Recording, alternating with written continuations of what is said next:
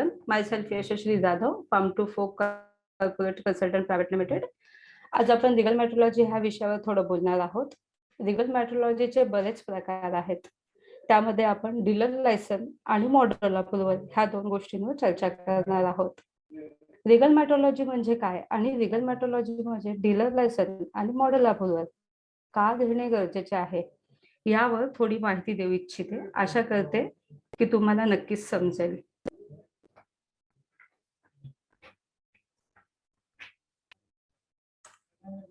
Legal Metrology Act controls the weight and measures aspect all the products that are either product or imported in India. As per Legal Metrology Act, the manufacturers and importers have to take into account the need of providing complete information to the consumers.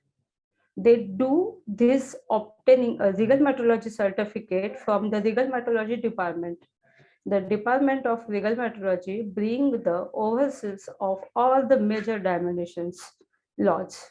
Work as per the Legal Metrology Act 2009. As an applicant, you need to acquire legal metrology registration online if you seek import, weight and measuring product or packaged commodities. Legal metrology, the application of legal requirement to measurement and measuring instrument. कायदेशीर metrology म्हणजे काय? मोजमाप आणि मापन यंत्रासाठी कायदेशीर आवश्यकता लागू करणे. सो आज आपण पाहूयात लीगल मेट्रोलॉजी मध्ये डीलर लायसन्स का घेतात. What is a dealer license, why is requirement,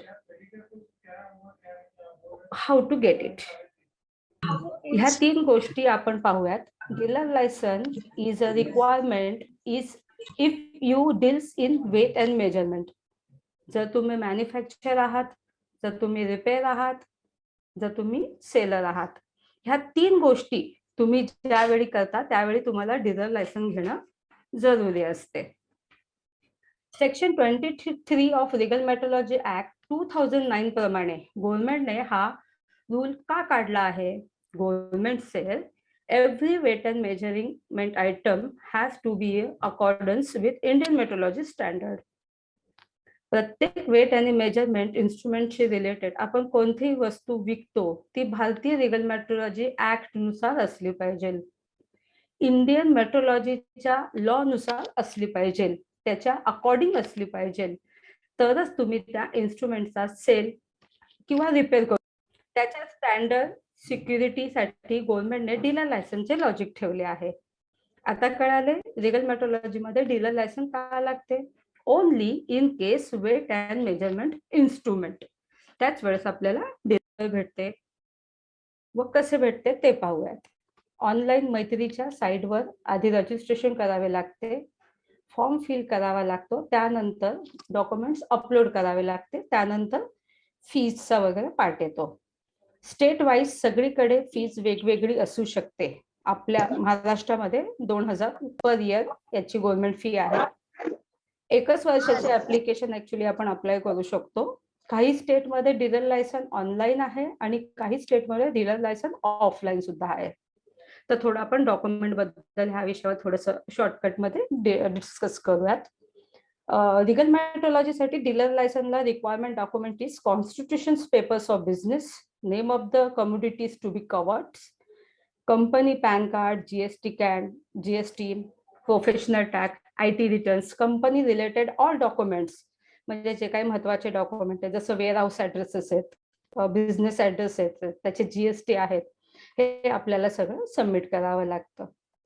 ठीक आहे. सबमिट केल्यानंतर 20 दिवसांमध्ये व्हिजिट होते तुमच्या बिझनेस प्रिमायसिसवर. तिथे लीगल मेट्रोलॉजीचे ऑफिसर येतात, इन्स्पेक्शन करतात, तिथे तुमचे सर्व डॉक्युमेंट चेक केले जातात. कंट्रोलर त्याचा रिपोर्ट बनवतो. त्यात जर काही क्वेरीज असतील, त्रुटी असल्यास ते आपल्याला सांगतात किंवा आपल्याला ते ऍप्लिकेशन सेंड बॅक करतात. कंट्रोलर हा सेट कंट्रोलरला ऑफिसरला रिपोर्ट सबमिट करतो आणि त्यानंतर तुम्हाला लायसन भेटते. हे झाले लीगल मेट्रोलॉजी मध्ये डीलर लायसन बद्दल. लीगल मेट्रोलॉजी काय आहे हे आपण थोडक्यात पाहिले. लीगल मेट्रोलॉजी मध्ये डीलर लायसन का देतात हेही आपण पाहिले.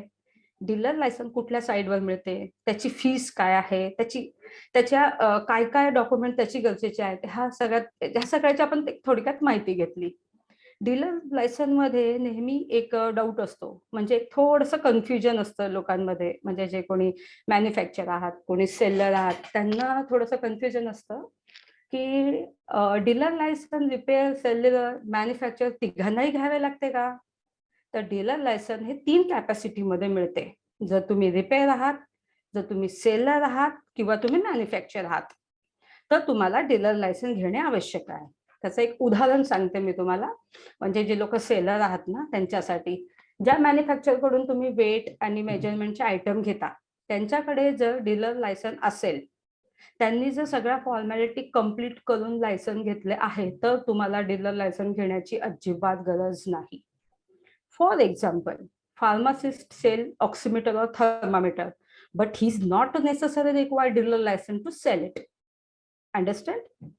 जर तुम्ही सेल करण्यासाठी ऑक्सिमीटर अँड विंग स्केल घेतली, तर ते विकण्यासाठी तुम्हाला डीलर लायसन्सची गरज नाही, कारण त्यांनी ज्या मॅन्युफॅक्चर वाल्याकडून घेतले आहे त्याच्याकडून तो इन्शुअर करतो की त्यांनी रिगल मेट्रोलॉजीची सगळे कंप्लायन्सला पूर्ण केले आहे की नाही.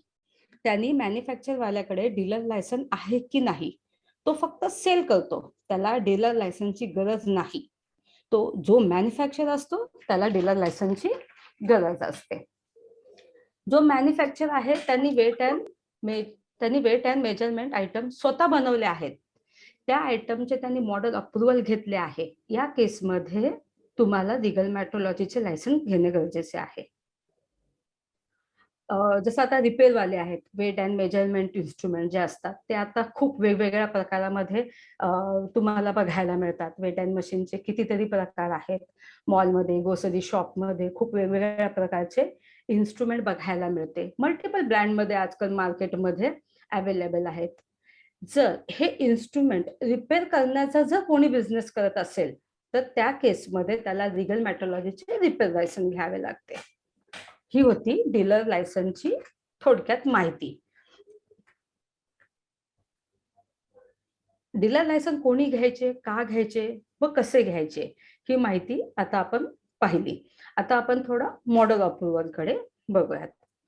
Model approval under legal metrology मध्ये मॉडेल अप्रुव्हल काय आहे?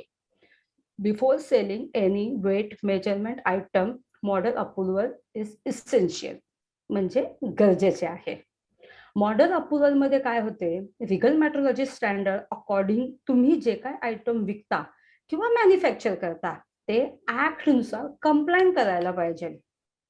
म्हणजे every weight or measure product either manufacturing or selling should comply with Indian legal metrology standard. आपण थोडे इन्स्ट्रुमेंट बद्दल बोलूयात.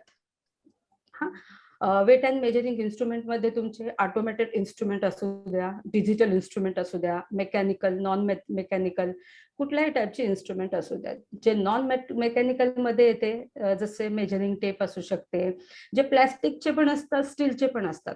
म्हणजे इन्स्ट्रुमेंट हे मेकॅनिकल असू द्या किंवा नॉन मेकॅनिकल असू द्या, ते मार्केटमध्ये तुम्हाला विकण्यासाठी तुम्हाला मॉडेल अप्रुव्हल घ्यावेच लागते.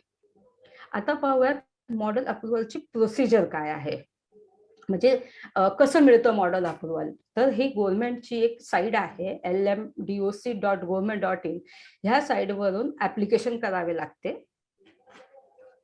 त्याची फीज, त्या ऍप्लिकेशन मध्ये तुम्हाला मॉडेल अप्रुव्हलची पूर्ण टेक्निकल इन्फॉर्मेशन भरावी लागते, त्याची डायग्राम द्यावी लागते, इलेक्ट्रॉनिक आयटमची तुम्हाला सर्किट डायग्राम द्यावी लागते, स्केच द्यावा लागतो, पार्ट त्यांनी कसा असेंबल केला गेला आहे ते तुम्हाला द्यावे लागते, कंप्लायन्स रिलेटेड डॉक्युमेंट तुम्हाला सबमिट करावे लागते, कॉन्स्टिट्यूशनचे डॉक्युमेंट तुम्हाला सबमिट करावे लागते, आणि अजून अशा खूप नेसेसरी डॉक्युमेंट्स आहेत ज्या तुम्हाला सबमिट कराव्या लागतात. प्रत्येक फाईल अपलोड व्यवस्थित करावी लागते. अपलोड नंतर department controller of Regal metrology direct करतं की हे कोणत्या लॅबच्या अंडर सबमिट करायचे आहे तुमच्या मॉडेल अप्रुव्हलला.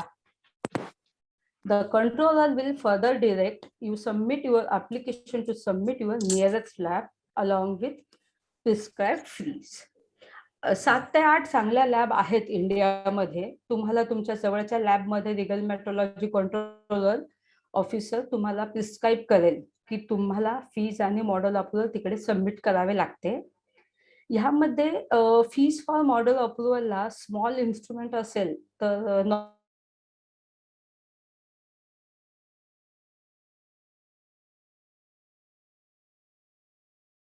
मेकॅनिकल इन्स्ट्रुमेंट असेल तर 25,000 वगैरे असू शकते पर मॉडेल. त्यापेक्षा जास्त मोठे इन्स्ट्रुमेंट असेल तर फीज लाखापर्यंत वाढत जाते. हा झाला फीजचा पार्ट जो आपण थोडक्यात पाहिला. Model approval is a sensitive process and should be done very carefully.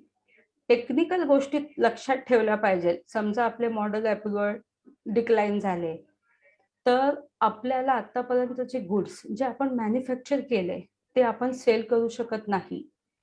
आणि जर आपण सेल केले तर आपल्याला खूप मोठा दंड आकारण्यात येईल.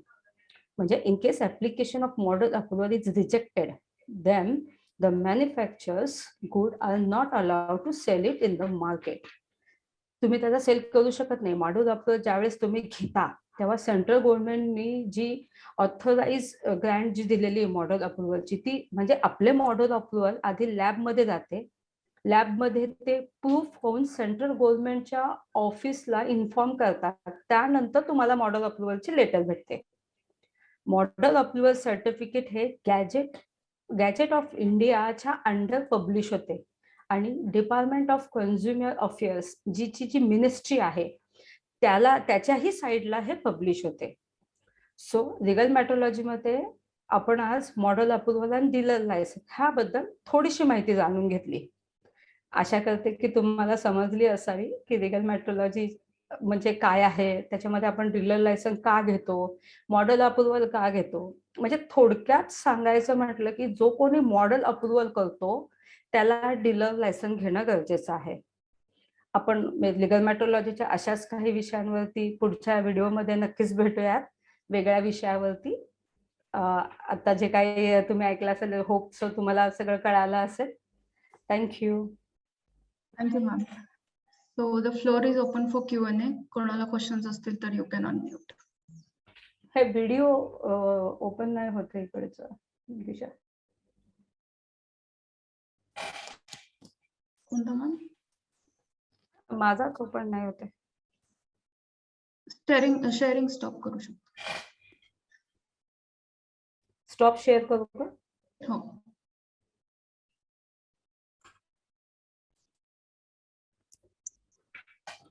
ओके, काही क्वेश्चन्स असतील तर यू कॅन अनम्यूट और put it in chat box.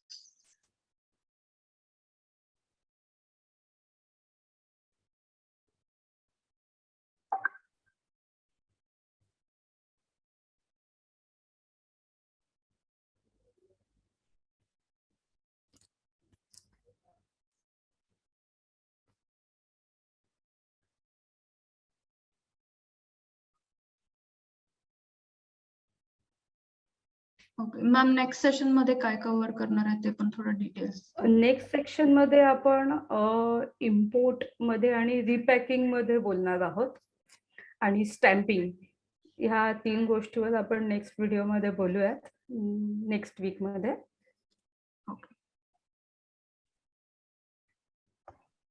Thank you Yashasvi madam, बहुत अच्छा से समझाया आपने लीगल मेट्रोलॉजी के बारे में. So thank you sir. आपके साथ रहेंगे. Thank you sir.